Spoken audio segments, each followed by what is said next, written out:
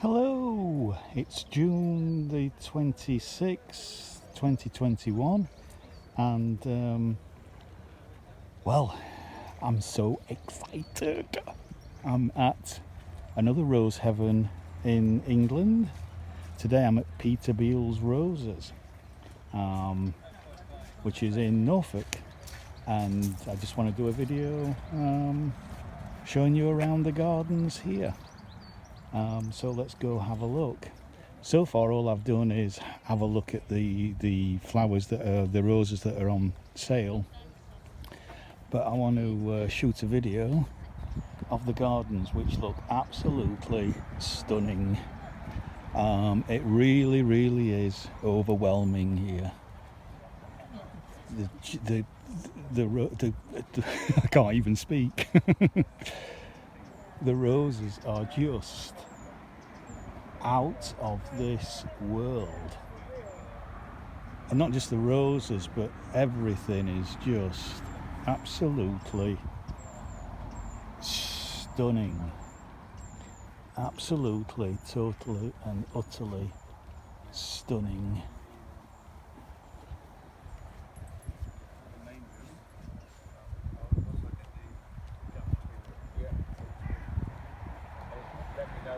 Let's take a little walk up here so you get a good view of the gardens from here.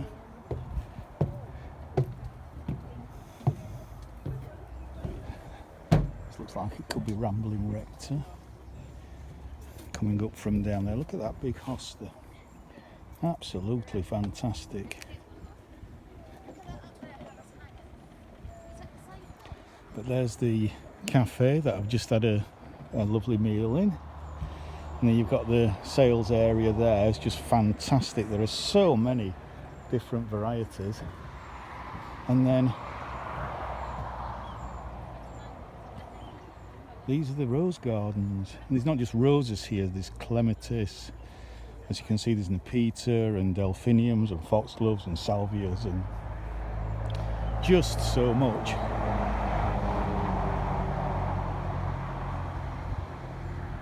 It's absolutely out of this world. I seem to have picked just about the perfect time to come. And I say that because we have had a bit of rain, especially out in Norfolk in the southeast of the country, which is one of the drier parts of the country.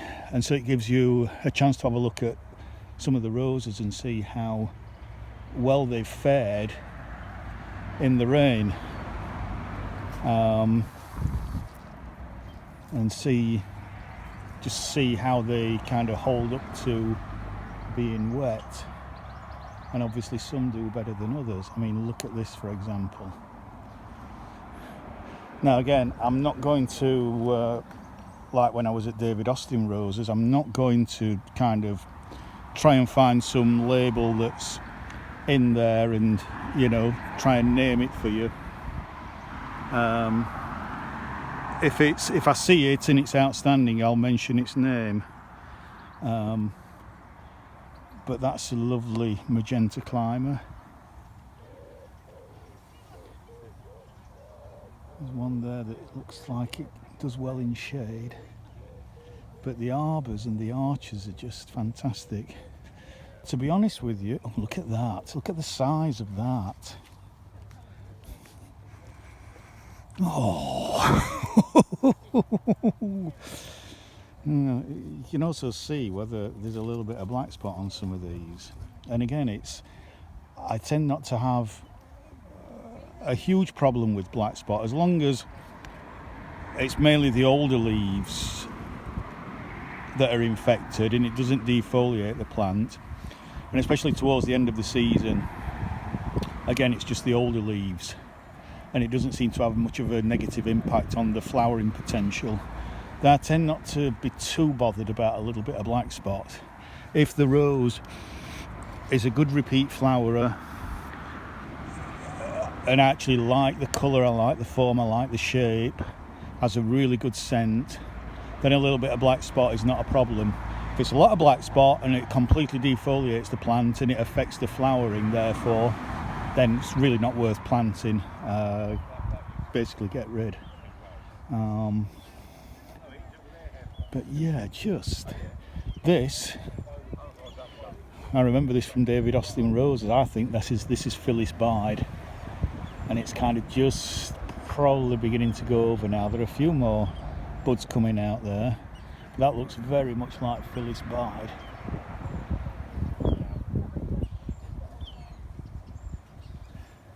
Looks a bit of chicks of is that a moor hen or a coot? I always get mixed up in them. Look at that there. And this geranium. It's absolutely fantastic. And the amount of insects flying, buzzing around are just out of this world. Bees and hoverflies. Everything's a picture. And I don't know if I'm repeating myself here, but I do prefer this more naturalistic planting of roses than the more formal kind of garden room planting that you get at David Austin, where the layout is all very formal. I mean, the roses are still stunning there, and the gardens are still stunning, but it's a bit more regimented, and I think roses tend to look better in a more naturalistic setting, especially when they intermingle with other shrubs and herbaceous plants.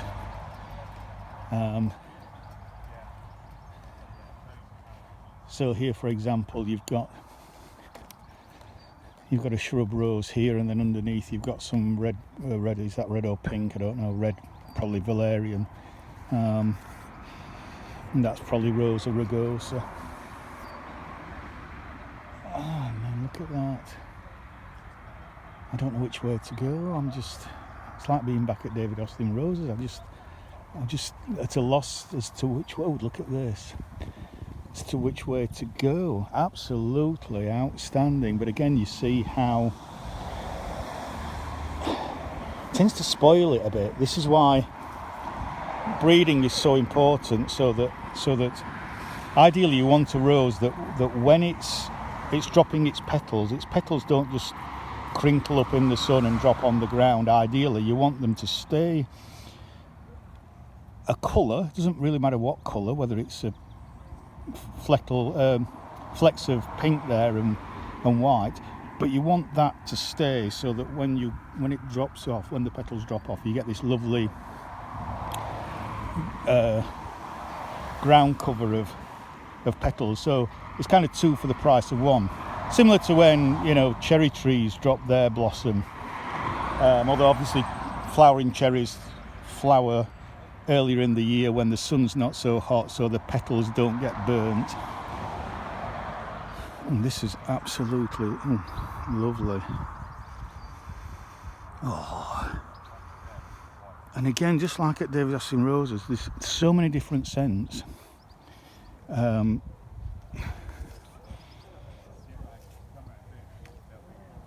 It's just hard to take it all in. I need to spend several days here or several weeks, if not several months. Look at that. Growing up that to me looks like a Prunus Royal Burgundy there. And then you've got this lovely, look at that deep purple, not scented, growing up the tree. I am attracted to anything on the really strong kind of yellowy, orangey, peachy side. Oh, it's lovely, subtle.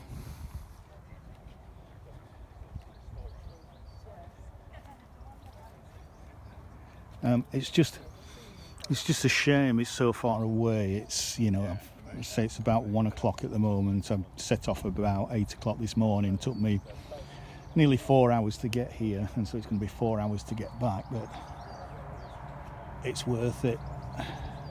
It really is worth it.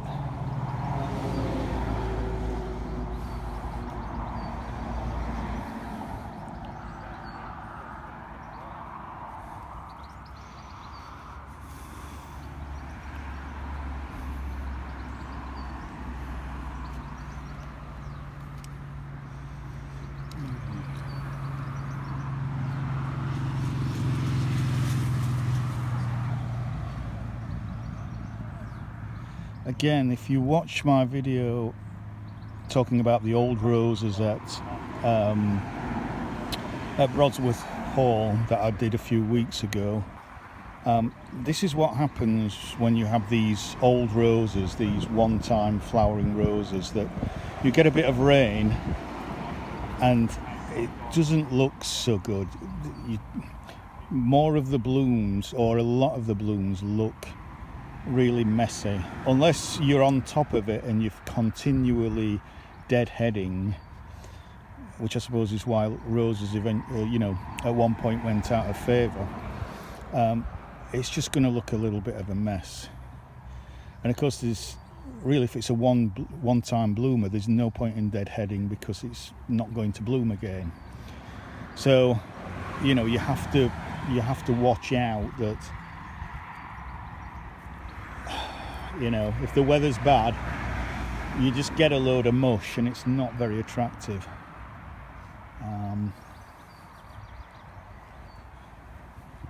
That's not the case with all old roses, but you have to watch out for that.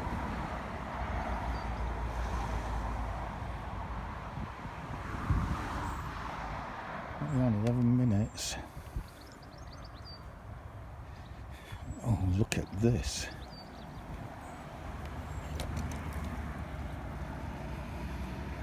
Oh, that is so strange. I have no idea what that smells of, but I haven't smelt anything like that before.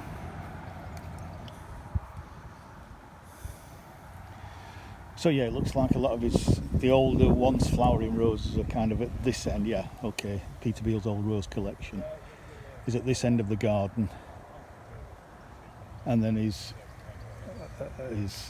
hybrids, more modern hybrids, are further up there.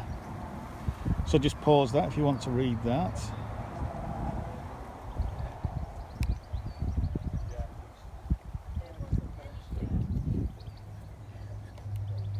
Oh God, how far does it go on? It's like never ending. Just look at that perfect little arch with was this Rosamundi?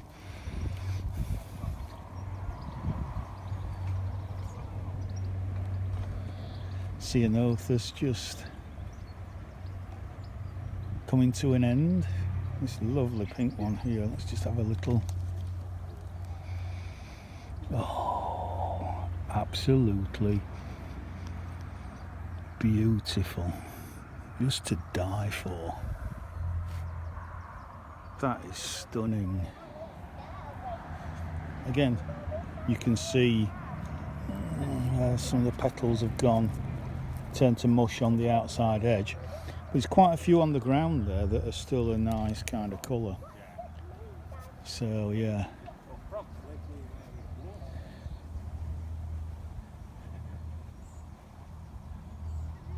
Right, I'll probably go in there at some point and may do another video in there, but I want to stick to the rose garden.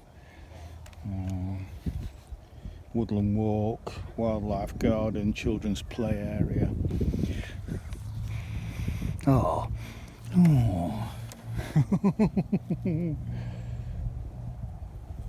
Just absolutely stunning.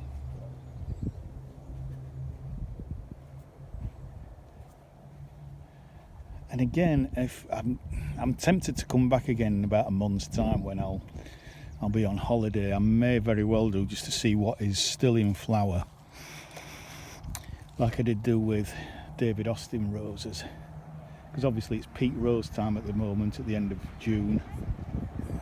So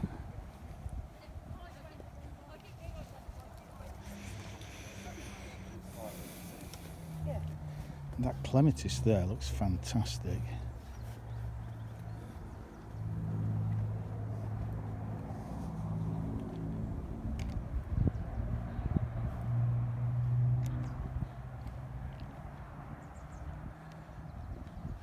Look at that.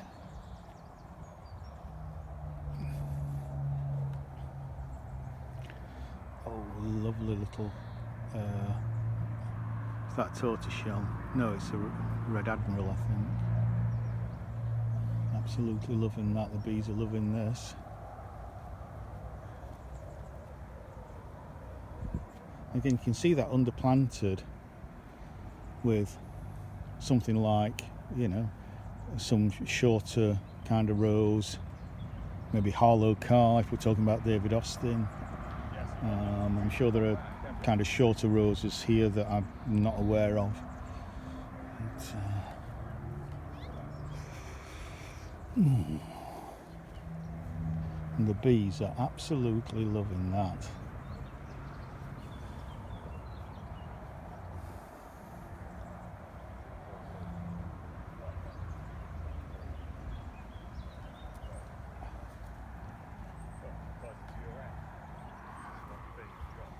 Look at that.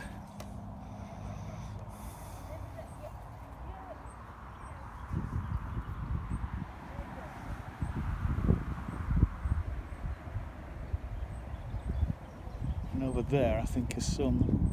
No, that's kind of the wildlife area.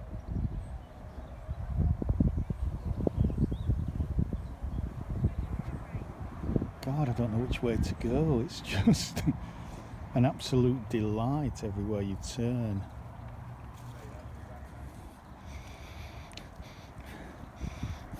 And of course, that's not a rose, that's a Philadelphus.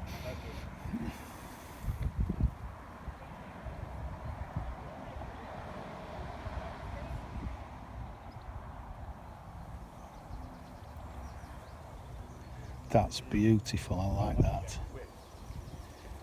I've seen that in Sheffield, near me, in the kind of grounds of a factory close to where I live. It always looks beautiful at this time of year. I'm not sure what it's called though.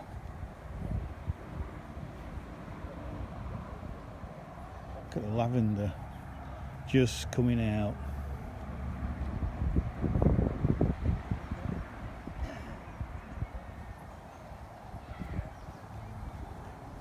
Which way I came, I went. Oh, look at that. Oh, I'm loving this colour. That lovely two-tone. Oh!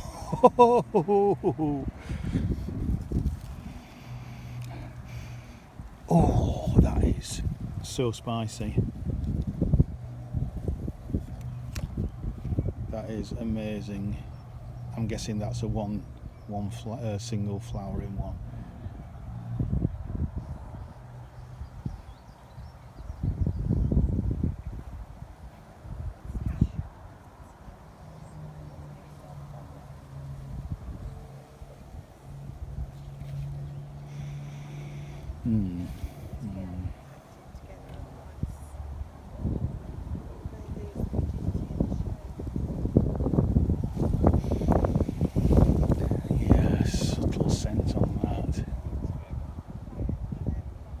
Still lots of buds on that to come.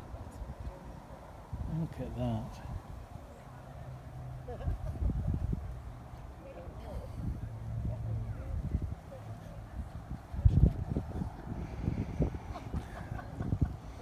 I'm sure I could say a lot more, but I'm kind of just overwhelmed by it all at the moment. There's so much to look at that you want to spend time just concentrating on and looking and observing how the form of the plant, how much disease it's got, how the flowers are standing up to the weather, what side of, say, a pergola the shrub's climbing up. Is it on the north side, the south side? How well is it flowering if it's on the north side? Yeah, and again, I love how not everything is roses. I love how it looks a little bit sparse here, but generally speaking, so this looks as though it's pretty new planting. But I love how there are other shrubs and herbaceous plants intermingled. It just gives it a more naturalistic look. Look at that.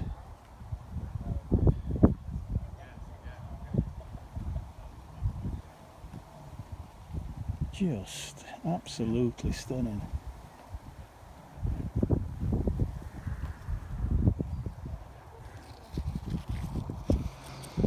Oh, that's so subtle but just nice.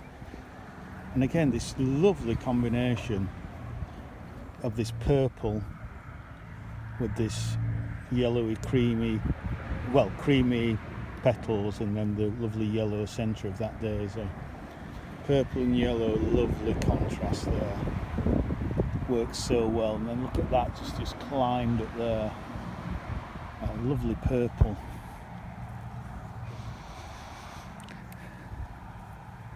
And again, I think this is why it's important that the flowers get maximum airflow through them, because if they're not, if the air is stagnant, that's when you get your disease setting in more, and the petals will go all mushy and drop off.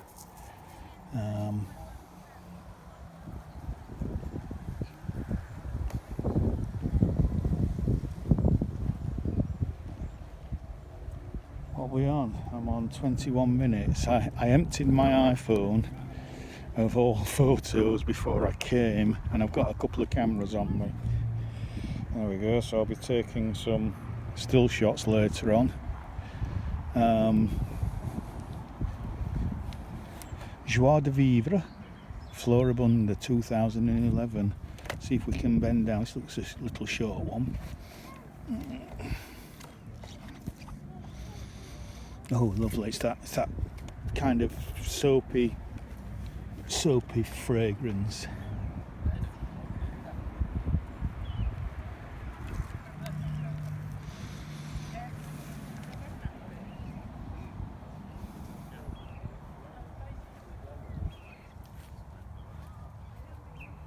Look at that.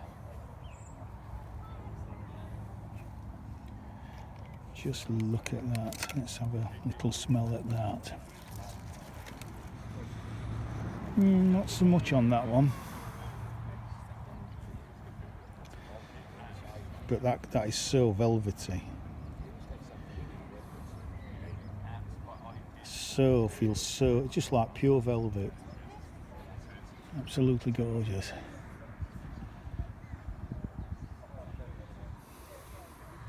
Yeah, some on these here, some of these old stems need taking out. It needs to rejuvenate from down below.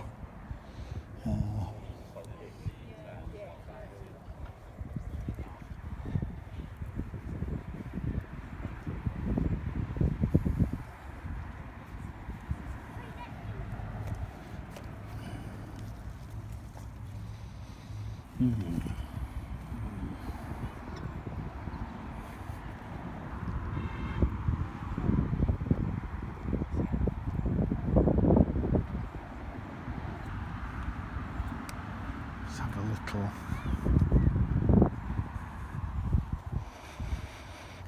Yeah, it's quite subtle.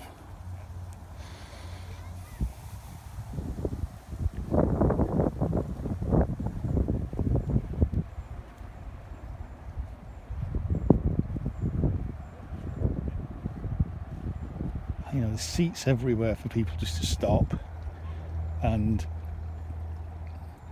just to relax. That's that one again that's near that factory where I live. Absolutely stunning.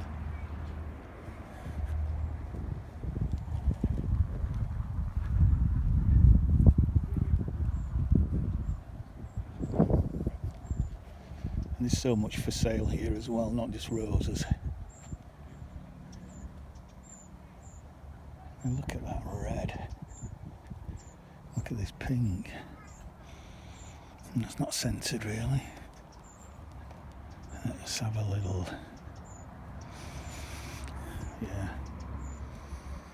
And that's not either. That's not scented.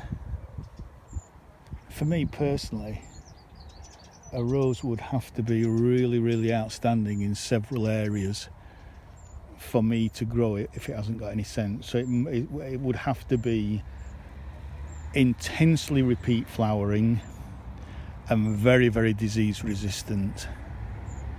And probably have something very, very special and very likeable about its flowers for me to grow it if it doesn't have any scent. It only has to have a subtle amount of scent, you know. Whether it's a strong scent or a subtle scent doesn't really matter, especially if you have a variety of of scents, just to give you those different experiences.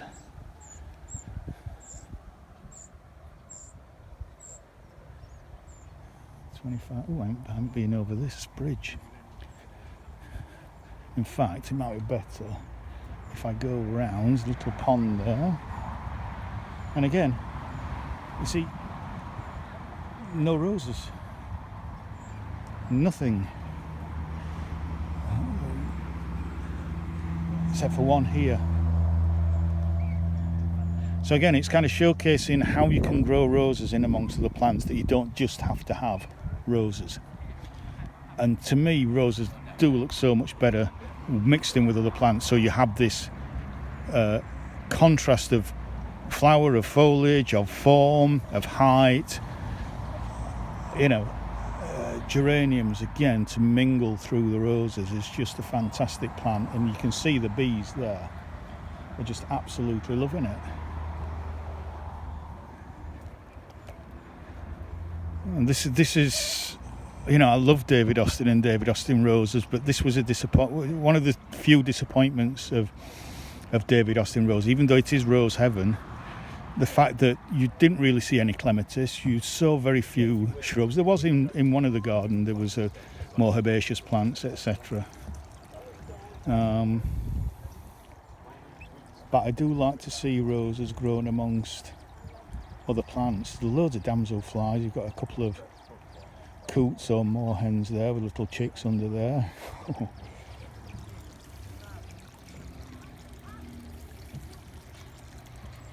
Yeah, I think I'm just gonna let this video go to 30 minutes and then I'll stop recording.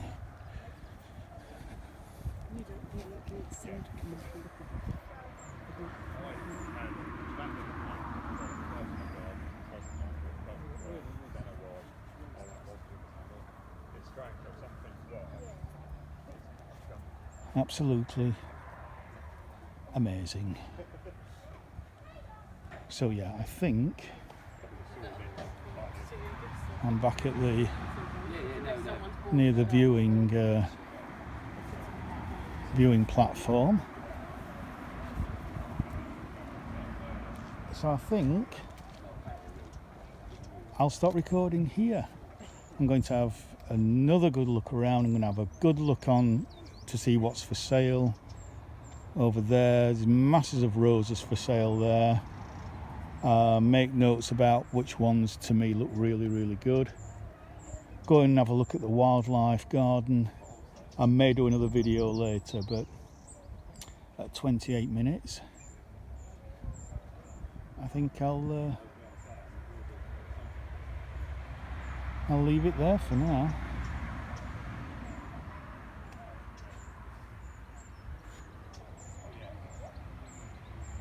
So yeah,